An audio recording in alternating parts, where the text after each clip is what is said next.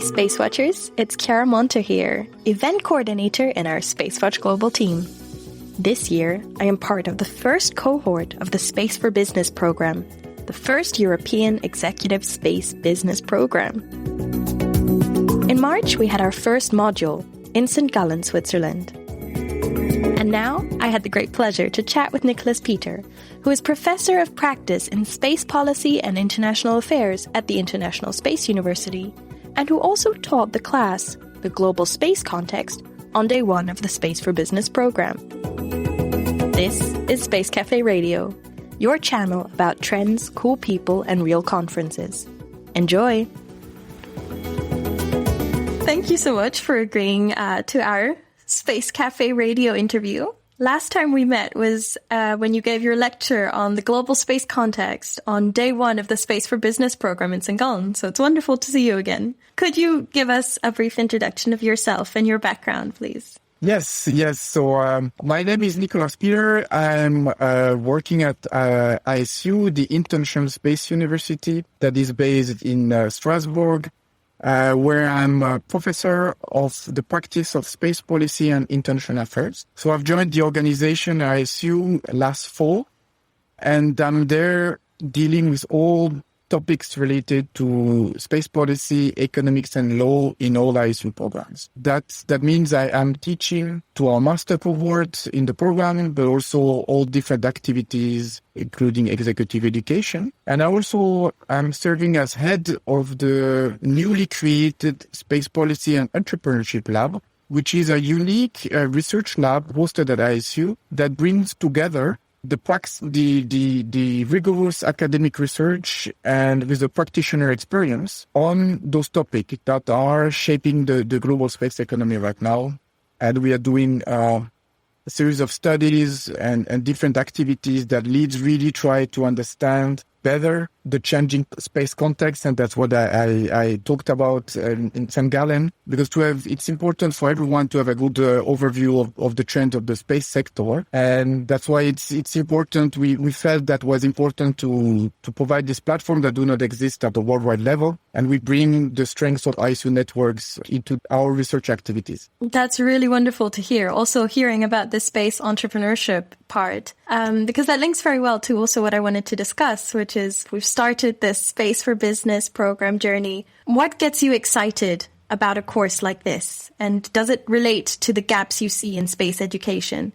Yes, because it's the course is very interesting because it's bringing people together from different corners from Europe, but also different backgrounds and different intention and objectives. And that's what executive education is about. It's really try to accelerate the development, and that's something I see positive because that's something I'm doing on my day-to-day job. It's really trying to help to push, to challenge the participant to the various activities we might be doing, but also for that you need to understand who they are and what they want, and so you can really adapt to the audience, to the partner. And I'm really excited about the opportunity to make the space economy grow. The space economy in general is very important. There is not one day in the modern economy that is not dependent on space activities. So that you take your car, that you go to the bank, that you use internet. We all rely on space services and products, even though we tend to forget about that because it's invisible. It's invisible, but nonetheless, it's everywhere. If you go running, you have a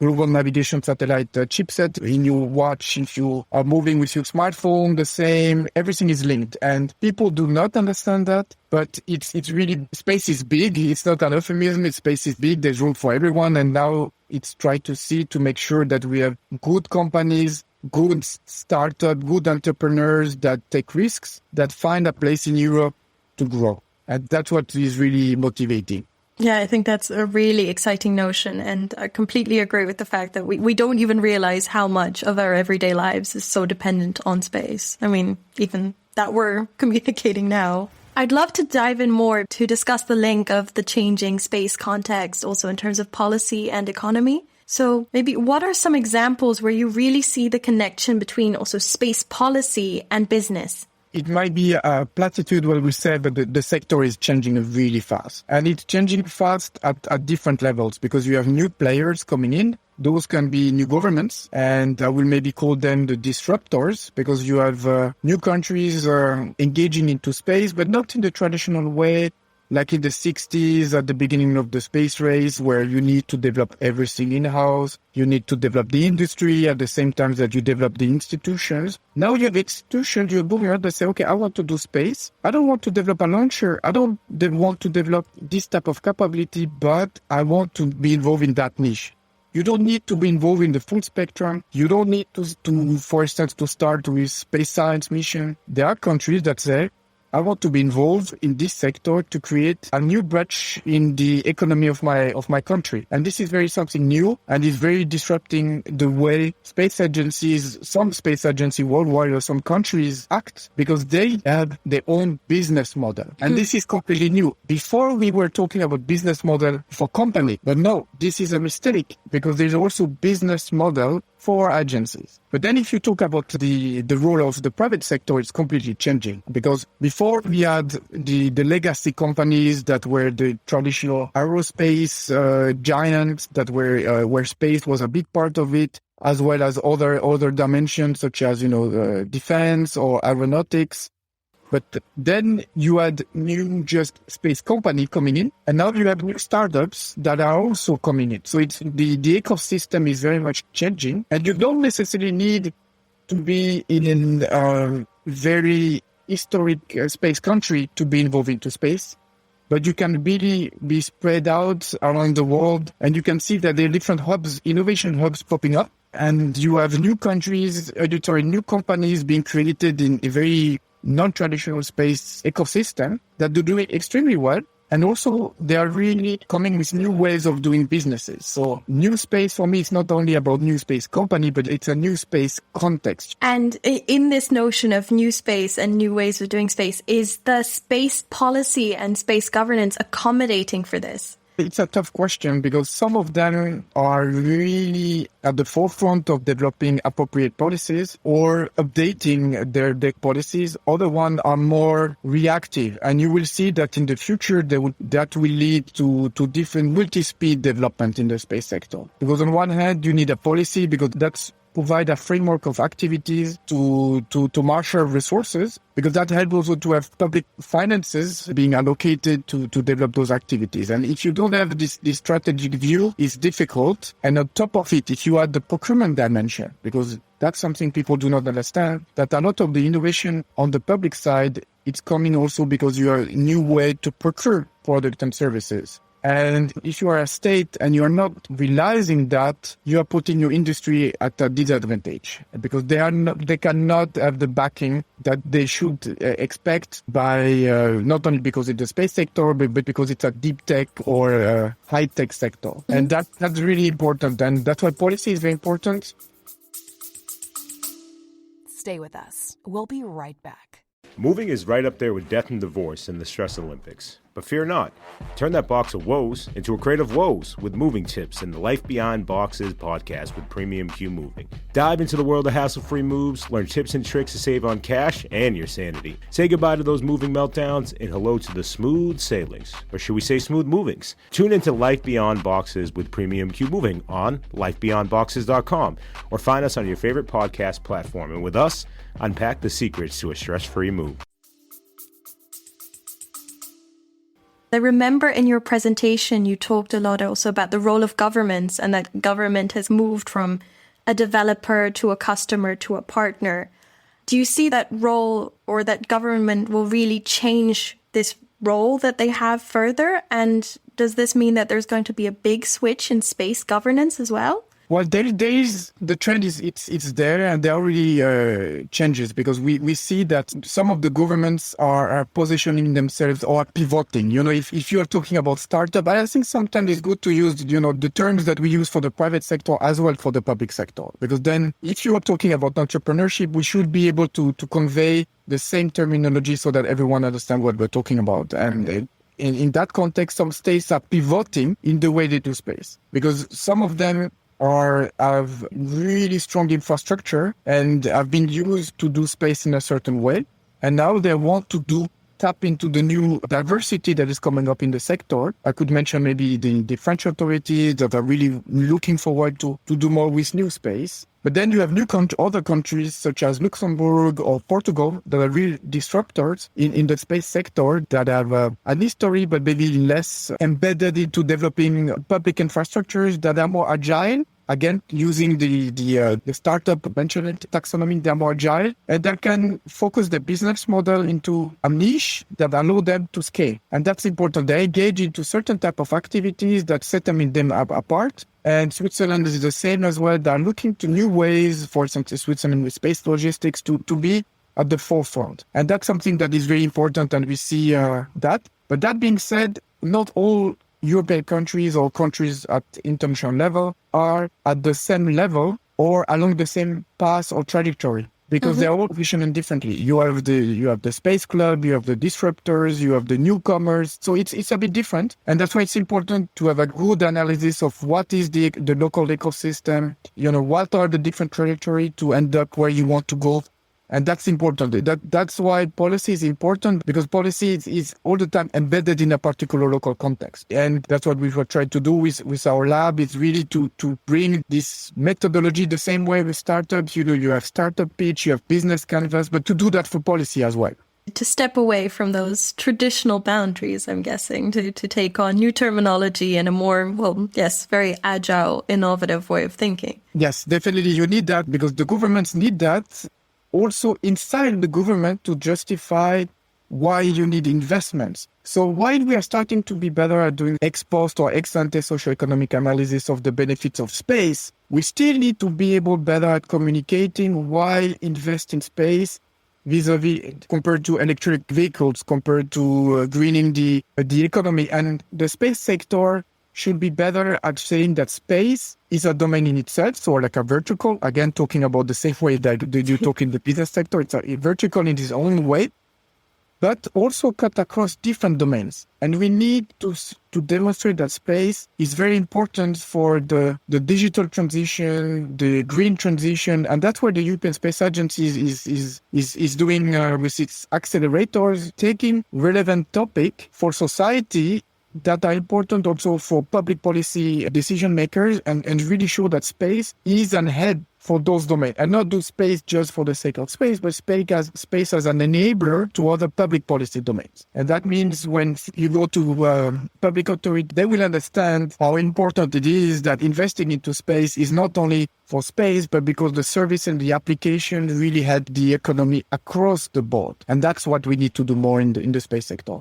Very fair point. Yes, I am looking forward to seeing what will happen in the future, which also leads me greatly to the last question that I wanted to discuss, because also in your presentation, you talk about that the space landscape has changed more in the last decade than any other since the end of the 1960s, and that there are plenty of new trends and new developments happening. So how do you see future developments in space? What are the key factors or the key trends that you will see? So there are different trends coming out right now. So it's either the perfect opportunity or the perfect storm, depending on how you see it, especially for Europe in space. But first, I will mention the fact that the global space economy is growing. It's growing fast, but also it has been resilient to the COVID crisis. And that's something we are very lucky and fortunate, depending on where you sit. You can see different numbers for the global space economy, but it's between $350 billion to certain estimates going close to 400. So I prefer to give a range rather than a number. But with this range, you can see if you now take that as a global space economy and you compare to a GDP of a country, because sometimes it's good to put that in perspective. Again, just to give an order of magnitude, here is not what the number is important, but if you pick a global space economy of about $360 billion, that puts you around the size of the 40th economy worldwide. So about the size of a country like Colombia. So, okay, then there are shortcomings in terms of methodology, but it's important to understand what we're talking about. It's a domain that is at a bigger economic activities than 140 countries in the world. So if you talk all space activities together. So it's growing, it's big, certain. Then if you're looking into the future, some say it will go to a trillion economy sooner or later, but some say that the cursor is, is it by 2030? 2035, 2040, it will come. Even though we have inflation, it might even come faster. But it's coming. So why that? Because there is massive influx of public investment, sustained investment. So we can see that there is still a growth of the global investment in the space sector, public investment, where, okay, the US is still the lion's share, it's about 60%, Europe collectively about 15-16%. And then you have China picking up very fast. So you can see there's a big public investments into the sector. But at the same time, you have a lot of private sector investments. And that's what is very interesting is to see that if you look at the way, the amount of money being invested in different startups, in different businesses, it's very mind-blowing because it's the number are big. You know, we have, and that's what I talked in St. Gallen, we have now an hectocorn in the space sector with SpaceX. So for the one that, for our listener that do not know what's a hectocorn is, you know, you have a unicorn, decacorn, and a hectocorn. So it's a company, tech company, not on the market that is valued more than 100 billion. And it's only number 2 to the parent company of TikTok. So we are talking about this type of sectors. We have big companies making money or at least having revenues. And there are more and more venture capital investing into the domain. In the US, that's not new. That's been for a long time, but it's more and more private sector. But the venture capital was coming from the West Coast. So that means, you know, Sand Hill Road, venture capital. But now you have more private money coming from Wall Street, so East Coast. Because with the SPACs, the trend, you know, special purpose acquisition company, we have a lot of new companies being went into the stock market, IPOs, merged with SPAC companies, and being able to raise a lot of private money. You can now buy shares. A lot of the question was, you know, how you can invest. Now you can buy shares of those companies on the stock market. Unfortunately, there are most of them in NASDAQ, which is good for the US economy, not so much for us. We had European companies going there. So I really hope that there will be certain companies on the stock market in Europe that would be also willing or providing condition for European startups to go raise private money from Europe. So you have a lot of money coming in. You have also new business models because you have a technological revolution, you have a new mindset, everything is going faster. You raise money faster, the volume is higher, you deploy faster, you develop the technology, you have what it's called MVP, minimum viable product faster. Everything it's really changing. Before we were doing space 10x process, that means 10 years to develop, 10 years to operate. We are in the 5x time frame, what I call 5x time frame. 5 years to do business plan, 5 years to really be profitable.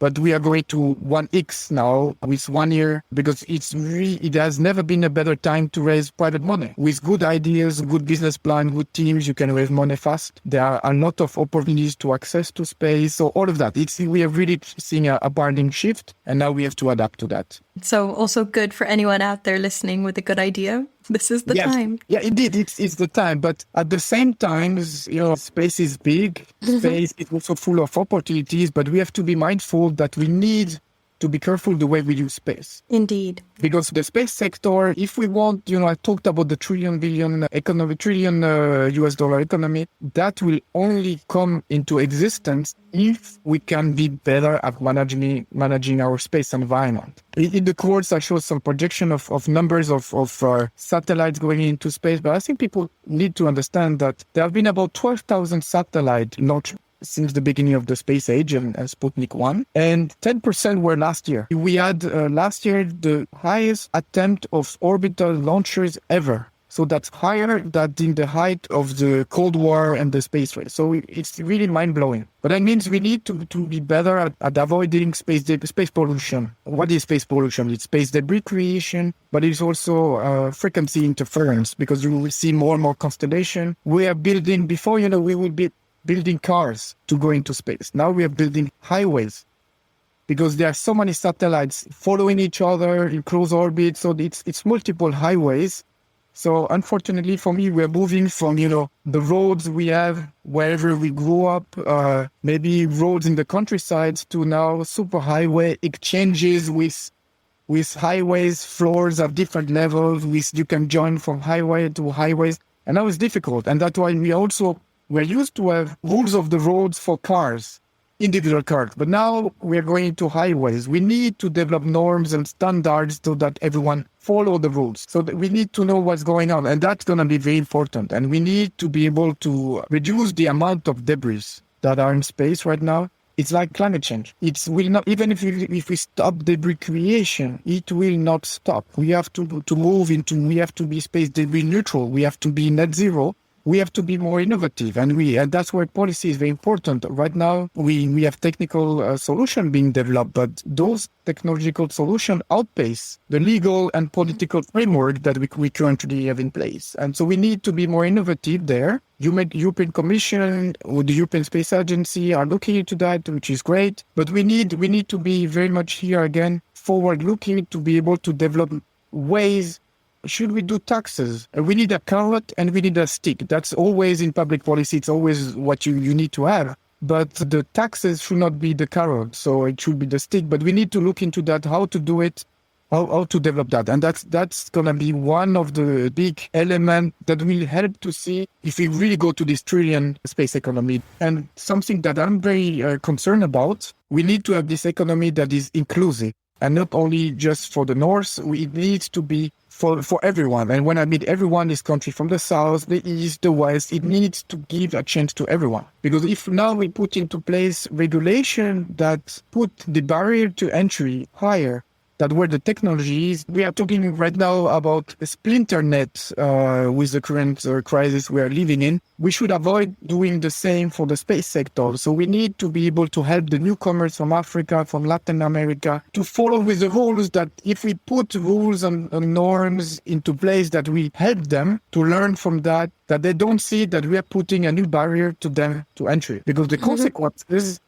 we will all suffer for space debris, but some might suffer more consequences than others. And it's like climate change. We need to be mindful of the others, that the consequences will not be felt equally. And so that's something that I think we don't look enough in the space sector as well. I mean, that also links really much to the true definition of sustainability, where it's also inter and intragenerational. So looking at for all. But, exactly. Yeah. And in sustainability, we should really go back to the definition of the Brundtland report about sustainability. And that's why it's very important. And because in the space sector, we tend to look at every problem with our space lenses, which is good. But sometimes in that sense, we need to look at domains that are more advanced in terms of policy development, such as the environment and climate change discussions, and look at what we can use in the space sector rather than the other way around. Definitely a very good point. Those sectors are out there. Why not learn from what they've done? Yes, maybe that will help to co-share, because we need to co-construct. Space will provide solution for earthly problems, but both communities need to be made aware about each other. And that's why with the lab we have, we really want to be able to do that. Amazing. Thank you so much. This has been really informative. It's been a pleasure. Thank you. Thank you. This was the end of our episode, but please don't forget to check out our full program of Space Cafe Radio, where we offer interviews, insights, and editorial comments on the space sector. Thank you all very much for listening. And with that, I leave you for today. And don't forget, become a Space Watcher. Bye!